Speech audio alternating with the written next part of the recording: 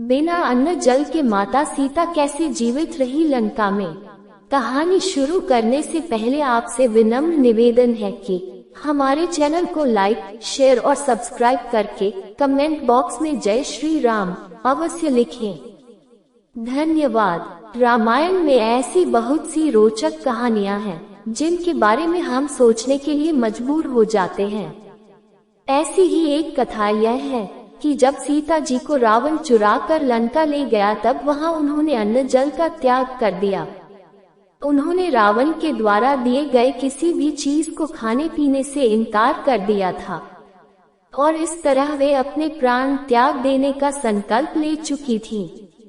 लेकिन सवाल यह उठता है कि फिर इतने लंबे समय तक सीता माता लंका के अशोक वाटिका में जीवित कैसे रही।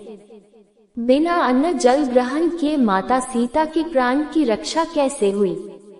इस संबंध में एक रोचक कथा है, आइए जानते हैं। रावण छल से माता सीता का किया था अपहरण। सबसे पहले महर्षि वाल्मीकि ने रामायण महाकाव्य को लिखा था। उसके बाद इस रामायण को अनेक कवियों और लेखकों ने अपने अपने ध्यान से लिखा, परंतु वाल्मीकि रामायण के बाद जिस रामायण को सबसे ज्यादा प्रसिद्धि मिली है वह है महाकवि तुलसीदास द्वारा रचित श्री रामचरितमानस, जिसे आज भी घर घर में मंदिरों में पढ़ा और पूजा जाता है। रामायण में विष्णु भगवान के अवतार श्री राम और माता लक्ष्मी की अवतार माता सीता की जीवन लीला पर आधारित है। रामायण में यह विस्तार से वर्णन किया गया है कि श्री हरि विष्णु ने क्यों और कैसे इस धरती पर मनुष्य के रूप में जन्म लिया और कैसे दुष्ट दुराचारी रावण का नाश किया।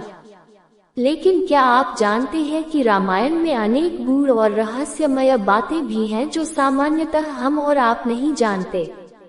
जब रावण ने माता सीता को छल से अपहरण करके लंका ले गया था, उस समय माता सीता बहुत दुखी थी। श्री राम के विरह वियोग में उनका हृदय अत्यंत व्याकुल हो रहा था। उन्हें श्री राम की विरह ने इतना तोड़ दिया था कि उन्होंने ये संकल्प ले लिया था कि वे अब अन्न जल ग्रहण नहीं करेगी, यानी अब भूखे रहेंगी, भले ही उन्हें इस कारण प्राण त्यागने पड़े। भगवान ब्रह्मा जी अपने लोक में बैठे बैठे इस घटना को देख रहे थे। जब उन्होंने सीता जी के इस निश्चय को जाना तो वो चिंता में पड़ गए और विचार किया कि यदि माता सीता ने अन्न जल का त्याग कर दिया तो उनके प्राण जा सकते हैं और ऐसा होने से भगवान राम के धरती पर अवतरण का उद्देश्य खतरे में पड़ जाएगा। बिना अन्न जल के माता सीता ऐसे रही थी लंका में। अगर माता सीता ने प्राण त्याग दिए तो बड़ा भारी अनर्थ हो जाएगा। ऐसा सोचकर ब्रह्मा जी ने देवराज इंद्र को अपने पास बुलाकर उन्हें बताया कि हे इंद्र, नियति के अनुसार रावण ने माता सीता का अपहरण कर लिया है, जिसमें तीनों लोकों का हित और असुरों को नाश छुपा हुआ है। लेकिन माता सीता ने जिस तरह श्री राम जी के वियोग में अन्न जल का त्याग कर दिया है वह ठीक नहीं है। इसलिए जैसा मैं कह रहा हूँ उसे ध्यान से सुनो और वैसा ही करो। तुम जितना जल्द हो सके लंका पहुँचो। अपने साथ निद्रा देवी को भी साथ ले जाओ ताकि वे वहाँ पर पहरा देने वाले सभी राक्षस और राक्षसियों को निद्रा निमग्न कर दें।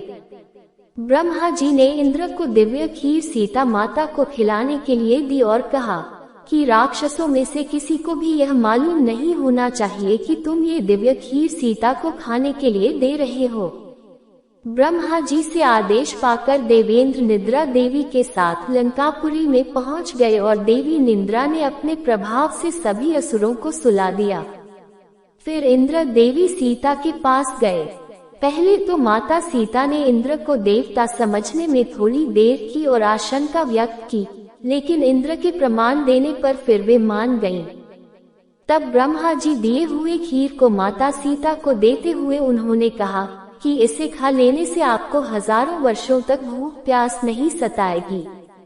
इंद्र के दिए हुए दूध की बनी दिव्य खीर को माता ने ग्रहण कर लिया और फिर वे जब तक अशोक वाटिका में रहीं, उन्हें भूख प्यास ने नहीं सताया और वे अन्न जल के बिना जीवित रह सकीं।